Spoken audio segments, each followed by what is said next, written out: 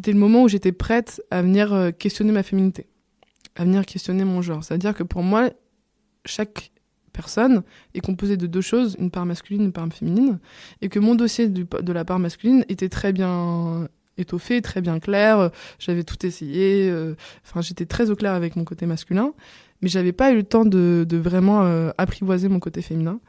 Et du coup, cette femme m'a accompagnée à comprendre le lien que j'ai avec mon corps, le lien que j'ai avec ma mère, le lien que j'ai avec les hommes, le lien que j'ai avec les femmes, et toutes ces choses-là. Et en fait, ce qui est assez dingue, c'est que j'ai eu une 2e puberté.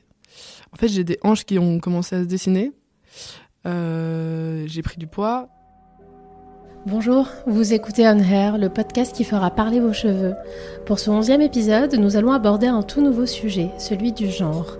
Quelle place pour la part masculine et féminine qui est en nous? Comment grandir et se construire lorsqu'une coupe de cheveux nous a été imposée dès l'adolescence? En quoi les choix parentaux peuvent impacter l'homme ou la femme que nous serons? Je vous laisse écouter le témoignage de Camille Roblin qui, en plus d'avoir un prénom mixte, a toujours eu une coupe très courte. Ce non-choix au départ, puis ce choix de coupe de cheveux a bouleversé la femme qu'elle a été. Mais Camille a depuis structuré sa pensée autour de ces questions et je la remercie de s'être ainsi confiée. J'espère que vous apprécierez suivre cet épisode et si c'est le cas, comme d'habitude, laissez-moi un commentaire et 5 étoiles dans votre application de podcast. Et surtout, partagez l'épisode autour de vous. Ce 11e épisode est le dernier de la saison. On Hair reviendra à la rentrée avec des histoires capillaires toujours aussi passionnantes. Je vous souhaite un bel été et je vous dis à très vite. Bonjour Camille. Bonjour Linda. Nous allons aujourd'hui donc parler de tes cheveux. Mais avant ça, tu es toi-même podcasteuse, future podcasteuse. Tu lances bientôt ton podcast Court Circuit. Est-ce que tu peux nous en dire un petit peu plus ? En fait, les Courts Circuits, c'est un projet audio de voyage à vélo où en fait, je pars le 21 mai prochain, toute seule, avec mon micro, à travers la France entière.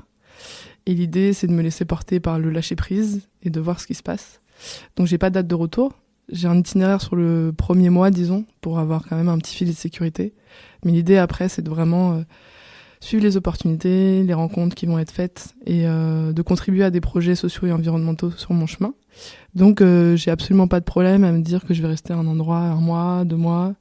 Mais mon moyen de transport, ce sera le vélo pour avoir un voyage lent. Mais on est là, comme je disais, pour parler de tes cheveux. Est-ce que tu peux nous les décrire, s'il te plaît ?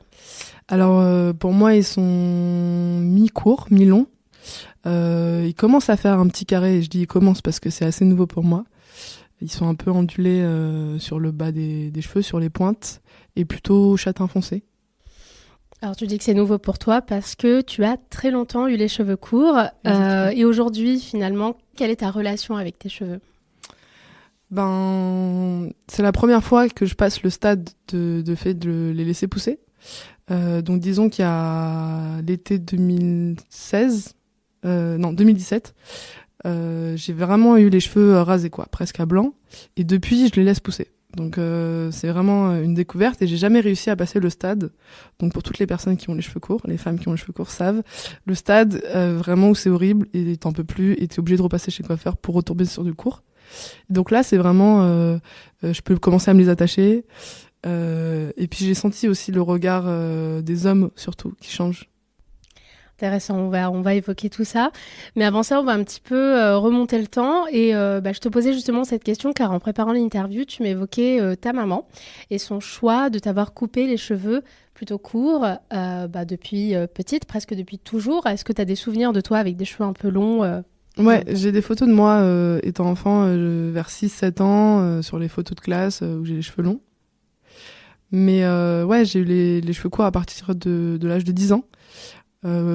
Pour tout te dire, ma mère a les cheveux courts, a toujours eu les cheveux très très courts. Donc je pense qu'il y avait aussi une histoire de ressemblance, une histoire d'envie de plus ou moins consciemment, on a envie de faire un peu poupée avec son enfant et de la mettre un peu à son image. Donc voilà, elle a toujours trouvé que les cheveux courts m'allaient bien. Et donc à 10 ans, elle me les a coupés et ça a été la première fois que j'ai senti du coup tout de suite un décalage avec les autres filles. Et en plus, j'ai un prénom mixte qui du coup je m'appelle Camille et du coup ça a tout de suite soulevé des questions sur le genre. Donc on m'a très vite catégorisée comme un garçon manqué.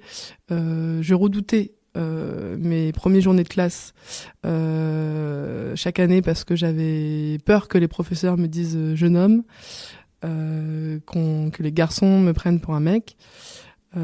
Et en même temps, au fil des années, avec l'adolescence, ça a aussi été une protection pour moi, une protection des autres, et qui m'a permis de créer des relations, que ce soit avec les hommes ou avec les femmes, plus pour ce que j'étais que ce pourquoi j'étais représentée. Et du coup, j'ai longtemps gardé ça comme une coquille, parce que je sentais que c'était une force. Et comment tu le vivais justement, le regard des gens et le fait qu'il y avait confusion peut-être parfois sur ton genre, parce que 10 ans c'est jeune finalement, et puis c'était le début de la puberté, de l'adolescence, de ta construction toi-même en tant que femme.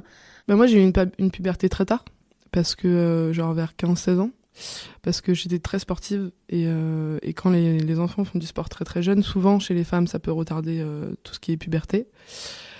Et en fait, ce qui était plus compliqué à gérer, c'était vis-à-vis de mes grands-parents, enfin surtout de ma grand-mère qui avait du mal à accepter, qui était très dans la représentation, dans l'image de la femme avec les cheveux longs. J'étais une petite fille, donc fallait que je m'habille en rose, fallait que je m'habille en jupe. Et moi, j'étais très jean, basket. Donc à la fois, moi, je le vivais relativement correctement, mais en même temps, mon entourage extérieur me renvoyait que cette situation était, entre guillemets, pas normale. Et avec l'adolescence et plutôt le lycée et un peu après, là, commence à avoir les relations amoureuses. Et donc, les gens extérieurs avaient cette fâcheuse habitude de m'assigner une étiquette. Et parce que j'avais les cheveux courts, forcément, j'étais homosexuelle. Donc ça a été assez violent quand t'as 16 ans et que tu cherches un peu ton identité. Pas que je rejetais le fait d'être homosexuel, mais je rejetais le fait qu'on m'impose un choix d'orientation sexuelle. Et c'était assez compliqué. Et quand j'ai eu une première relation avec un garçon à 16 ans, on était très amoureux. Et ce qui a fait qu'on a fini notre relation, c'est l'entourage de mon copain de l'époque, l'entourage amical, qui n'acceptait pas que je sois sa copine, dans le sens où j'étais pas à la hauteur de ce qu'il était, et je représentais pas une petite amie comme il l'imaginait. Par mon style vestimentaire, par le fait que j'avais les cheveux courts, parce que j'étais très très androgyne, assez peu formée, j'avais des petits seins, j'étais très fine, très grande. Et voilà, et disons que notre amour a été... alors je dirais pas que c'est que ça, mais en tout cas ça a contribué au fait de mettre de la tension, de mettre des conflits entre nous deux par rapport à ça. Et j'avais mis en place tout un tas de stratagèmes. Par exemple, je lui tenais jamais la main dans la rue. Quand on était en soirée et qu'on arrivait les derniers, j'allais à la rencontre des garçons pour leur faire la bise, parce que j'avais peur qu'ils me serrent la main devant lui.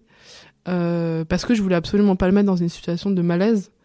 Et je sentais que s'il y avait un malaise, c'était en partie par mon enveloppe corporelle. Ton apparence physique. Ouais. Et quand tu l'as rencontré, tu dis que depuis l'âge de tes 10 ans, tu as les cheveux courts. Et donc, tu l'as rencontré à 16 ans. Tu as gardé tout le long les cheveux courts. Est-ce que tu as pensé à te les laisser pousser et à céder peut-être à cette pression ? C'est marrant que tu me poses cette question parce que je me la suis jamais posée. Mais quand je regarde les photos qu'on a eu de cette époque, quand on s'est rencontrés, j'avais les cheveux courts, mais au moment où vers la fin de notre relation, ils étaient déjà un peu plus longs. Après, forcément, oui, j'essayais de changer un peu ma tenue vestimentaire, j'essayais d'être un peu plus féminine, mais en même temps, je suis pas sûre que je l'ai fait de manière vraiment intentionnelle pour lui.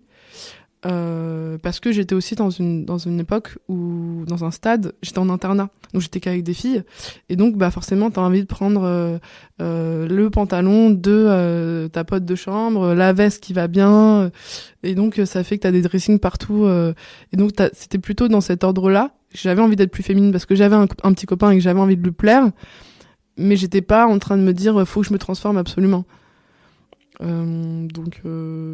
Donc peut-être que de manière inconsciente, ça a eu joué, forcément.